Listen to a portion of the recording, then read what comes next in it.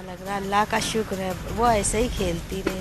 वो मेरा तो नाम रोशन कर रही है, देश का भी नाम रोशन कर रही, बहुत अच्छा लग रहा है हमको तो।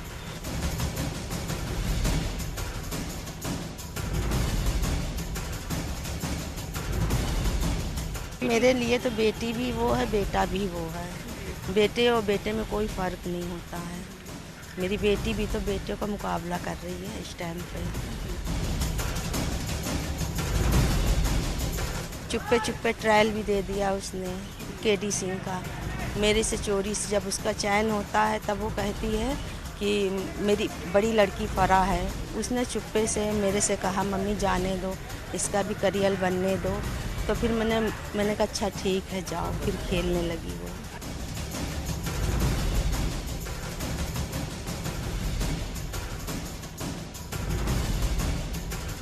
दुकान पे बैठती थी तो सब्जी भी बेचती थी। दुकान पर भी बैठी? जी हाँ, सब्जी भी बेचती थी और दुकान छोड़ के जाती थी, प्रैक्टिस भी करने जाती थी।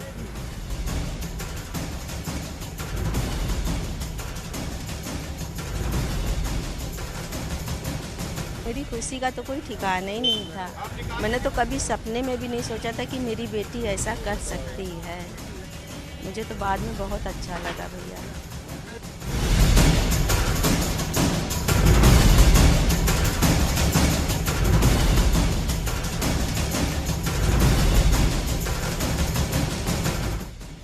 बहुत से लोग कहते थे भाई वो छोटे कपड़े पहनती है, लड़की को बर्बाद कर रही है और अच्छा नहीं होता, लड़की घर में रहे तो ज़्यादा अच्छी लगती, लेकिन मैंने किसी की नहीं सुना।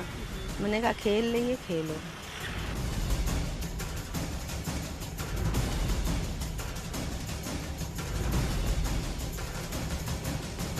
मैं तो अपना दिल बिछा दूंगी उसके लिए, तो स्वागत तो बहुत वो रही। मैं तो बहुत उसको प्यार करती हूँ। मेरे 100 बेटे एक तरफ होते, मेरी बेटी एक तरफ अकेली भारू होती है।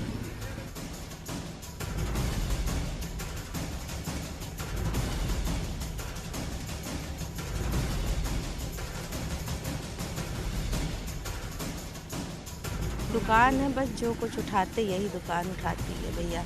और तो मेरा कोई सहारा भी नहीं है, दुकान ही है मेरे पास। जी हाँ, ये है लखनऊ की होनहार बेटी। तो मुफलिसी आड़े नहीं आती और ऐसा ही कुछ कर दिखाया है लखनऊ की होनहार बेटी मुमताज ने। मुमताज साउथ अफ्रीका में हुए जूनियर महिला हॉकी वर्ल्ड कप में शानदार प्रदर्शन के बाद स्वदेश लौट आई हैं। गरीबी में जिंदगी बिताने के बाद भी मुमताज के पैर नहीं रुके और कठिन परिस्थितियों में भी लड़ते हुए अपना मुकाम मुमताज ने हासिल किया। आज मुमताज लखनऊ लौट आई हैं। मुमताज के कुछ अनछुए पहलू को जानने की कोशिश करेंगे और इस वक्त हमारे साथ मुमताज खान मौजूद हैं। मुमताज, बहुत बहुत स्वागत है आपका न्यूज़ 18 पर। Thank you so much. अच्छा मुमताज, ये बताएं कि आपको किस चीज के लिए सबसे पहले बधाई दूं? तमाम परेशानियों से लड़ते हुए आपने जो मुकाम हासिल किया है उसके लिए, या फिर जूनियर वर्ल्ड कप में जो आपका प्रदर्शन रहा जिसकी वजह से टीम भी सेमीफाइनल पहुंच गई, उसके लिए बधाई पहले दूं? पहले तो मुझे बधाई इसलिए दीजिए कि हम वर्ल्ड कप खेल के आए और हम अपने देश का नाम रोशन करने गए थे, इसके लिए मुझे बधाई चाहिए। वो फैमिली तो बाद में आती है, पहले देश आता है मेरा। वाकई यही जज्बा, इसी जज्बे की ज़रूरत होती है खिलाड़ियों में, जो देश के लिए खेलने जाते हैं, जो देश की जर्सी को पहनते हैं, तो उस जर्सी का मान बढ़ाने के लिए इसे हौसले की ज़रूरत होती है।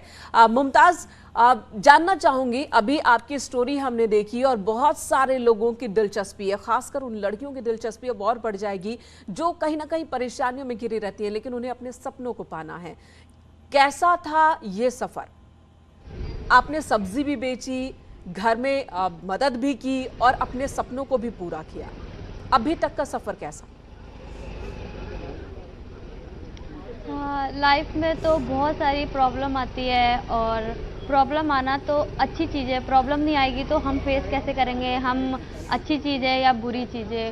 और मैं बहुत छोटी थी, मेरे घर में तो कोई बड़ा भाई नहीं है, हम 6 बहन और एक भाई है मेरा भाई 12 साल का है। और मेरे पापा सब्जी का ठेला लगाते हैं, वो सब्जी का ठेला लगाते हैं, वो सुबह जाते हैं मंडी, सब्जी लेके आते हैं, फिर मेरी मम्मी हेल्प करती हैं पापा की। मेरे पापा सुबह 4 बजे उठते हैं, नमाज़ पढ़ने के बाद वो मंडी जाते हैं, सब्जी लेके आते हैं, फिर उनको रात के 10:30 11 बज जाते हैं घर पे आते आते। मुझे देख के बहुत दुख होता था कि मेरे फैमिली में एक कोई भी ऐसा बड़ा भाई नहीं ना जो मेरे पापा की मदद कर सके। तो फिर मैं थोड़ी बड़ी थी, 4th-5th क्लास में थी, कैंटोनमेंट स्कूल में मैं पढ़ती थी। तो मैं स्कूल भी जाती थी, स्कूल से आती थी, मेरी मम्मी बैठी रहती थी, सबकी मम्मी घर में रहती हैं, बच्चों का ख्याल रखती हैं, लेकिन मेरी मम्मी हमारा ख्याल, बच्चों का भी ख्याल रखती थी, अपनी दुकान का भी ख्याल रखती थी, क्योंकि हमारा पेट पालती थी मेरी माँ। दुकान पे बैठती थी, मुझे नहीं अच्छा लगता था और मैं आ जाती थी स्कूल से, 1:30 बजे मेरा स्कूल छूट जाता था, तो मैं दुकान पे आती थी, मैं बैठती थी। फिर मेरे पापा नमाज़ पढ़ के आते थे, पापा घर पे चले जाते थे सोने के लिए, फिर मैं 1:30 बजे से लेकर 4 बजे तक की मैं दुकान पे बैठती थी। और पापा जब मेरे असर की अज़ान होती थी, वो अज़ान नमाज़ पढ़ के आने के बाद फिर मैं घर जाती थी। तो आप फिर ये काफ़ी कह टाइम रही तक हैं, तो आप मैंने ये कह रही हैं कि जब आप 4-5 क्लास में थी और तब से आपने सपना देखा था कि परिवार को इस स्थिति से बाहर निकालना है और उसके लिए जो भी मुमकिन होगा वो करना है, हॉकी खेलना है, ये कब दिमाग में आया, कब आपने खेलना शुरू किया?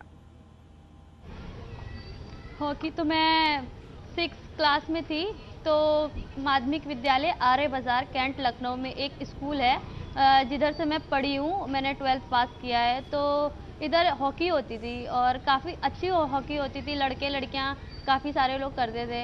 अभिषेक सिंह हैं, एक हॉकी के कोच हैं, इधर स्कूल में ही रहते हैं। उन्होंने मुझसे बोला कि तू हॉकी खेल, तेरी स्पीड अच्छी है। तो मैंने कहा कि नहीं, मैं हॉकी नहीं खेलूँगी, क्योंकि हॉकी में चोट वगैरह लगती है तो फिर ख़राब हो जाता है फेस वगैरह। मैंने नहीं खेला, 1-2 दिन तो मैंने नहीं खेला, लेकिन मेरे फ्रेंड वगैरह खेलने लगे तो फिर मेरा धीरे धीरे इंटरेस्ट बढ़ गया। मैंने थोड़ी थोड़ी बारीकी इस स्कूल से मैंने सीखा। फिर सीखने के बाद मैं केडी सिंह बाबू स्टेडियम है हज़रतगंज में, मैं वहाँ पे गई। वहाँ पे मुझे नीलम सिद्दीकी करके एक लेडीज़ थी, कोच हैं वो, अभी हॉकी की कोच हैं प्रेजेंट टाइम में। उन्होंने मुझे देखा और प्रैक्टिस कराया कि क्या कमी है, क्या अच्छी चीज़ है। उनको लगा कि मैं कुछ कर सकती हूँ, तो केडी सिंह बाबू हॉस्टल है यहाँ पे, उन्होंने मुझे हॉस्टल में ले लिया। उस टाइम तो मुझे इतना पढ़ना लिखना भी नहीं आता था। उन्होंने मेरा फॉर्म भराया कि 10 रुपये का फॉर्म था, उस टाइम 10 रुपये भी मेरे पास इतने नहीं रहते थे, क्योंकि घर से मांगना तो बहुत मुश्किल होता था। तो मैम ने खुद ही वो फॉर्म भरा मेरा। भरने के बाद ट्रायल होते थे, मैंने ट्रायल में रनिंग करा, रनिंग में मैं फर्स्ट आई। कुछ स्टिक वर्क होता था, मैंने वो किया। वो करने के बाद मेरा 2 महीने बाद मेरा हॉस्टल का लेटर आता है कि मुमताज़ खान, आपको इस हॉस्टल में लिया जाता है और आप इस हॉस्टल में आना चाहते हैं तो आप आ जाइए। लेकिन मेरे माँ बाप खिलाफ थे, क्योंकि मैं मुस्लिम, और समाज वाले भी बहुत बोलते थे लड़की है, लड़कों के साथ जाती है और हंसती है, बोलती है। मम्मी को बहुत ज़्यादा बोलते थे। मम्मी ने काफ़ी बार मुझे मारा पीटा, सब कुछ किया, लेकिन मेरे एक पापा थे, उन्होंने मेरा साथ हमेशा दिया। तो आपने मार पिटाई भी खाई है माँ की ताकि आप हॉकी ना खेलें, और अब आपकी माँ से अभी बात हो रही थी, हमारी सहयोगी ने बात की, आपकी माँ बहुत खुश हैं। वो कह रही हैं एक तरफ 100 बेटे और एक तरफ मेरी मुमताज़ अकेली है वो। तो इसके लिए श्रेय आप नीलम सिद्दीकी अपनी मैम को भी दे रही हैं? जी हाँ, क्योंकि उन्होंने मुझे परखा कि मैं क्या हूँ। अगर शायद उन्होंने मुझे ना परखा होता तो आज मैं कुछ ना होती। जैसे लोग आम होते, आम हैं, वैसे मैं भी होती। उन्होंने मुझे देखा, फिर मैंने अपनी माँ को सपोर्ट भी करा ना कि माँ, मैं इसके सिवा मैं कुछ नहीं करूँगी और मैं खेल के दिखाऊँगी। अगर मैं ना खेलूँ फिर तुम मुझे मेरे कदम वापस ले लो। मैंने शायद किया, फिर मेरी माँ ने भी मेरा सपोर्ट करा। पिताजी ने किस तरह से सपोर्ट किया जब माँ रोकती थी, मारती थी कि नहीं खेलना है, छोटे छोटे कपड़े नहीं पहनने, पड़ोसी मजाक बना रहे हैं, तब उस वक्त पिताजी ने किस तरह से सपोर्ट किया? पिताजी उस टाइम तो नहीं इतना बोलते थे, क्योंकि मेरे पापा बहुत सीधे हैं, बिल्कुल नहीं बोलते थे। लेकिन वो चुपचाप कहते थे कोई बात नहीं, सुन लो, सुनने में क्या जा रहा है, मैं लेके जाऊंगा ना, कोई बात नहीं। वो अपने रिक्शे से मुझे केडी सिंह भी लेके गए हैं काफ़ी बार, ट्रायल दिलाने के लिए, प्रैक्टिस कराने के लिए, क्योंकि घर में तो अलाउ नहीं करती थी, मम्मी जाने नहीं देती थी। लेकिन मेरे पापा मुझे लेकर गए हैं और आज भी वो बहुत सपोर्ट करते हैं मुझे। आप हॉस्टल में रही या फिर घर से ही अप डाउन करना रहा? नहीं, मैं हॉस्टल में थी, मैं 6-7 महीने में हॉस्टल में रही हूँ। और अभी किस तरह से प्रैक्टिस चल रही है आपकी, क्योंकि अब मैचेस तो लगातार होते ही रहते होंगे, तो प्रैक्टिस कहाँ होती है? अभी मैं 2016 से मैं जूनियर इंडिया कैंप में सिलेक्ट हुई थी और 2016 से आज 2022 है, मैं अभी तक जूनियर इंडिया कैंप में हूँ और मैं बेंगलोर साई में हूँ। वहीं पे हमारी डाइट है, प्रैक्टिस है, न्यूट्रिशन है, और अगर किसी को कुछ इंजरी हो जाती है, कुछ भी ऐसी हेल्थ से लेकर कोई भी ऐसी ज़रूरत होती है तो वो हमें करते हैं वहाँ तो पे। आपको पूरा सपोर्ट मिल रहा है वहाँ संस्थान से?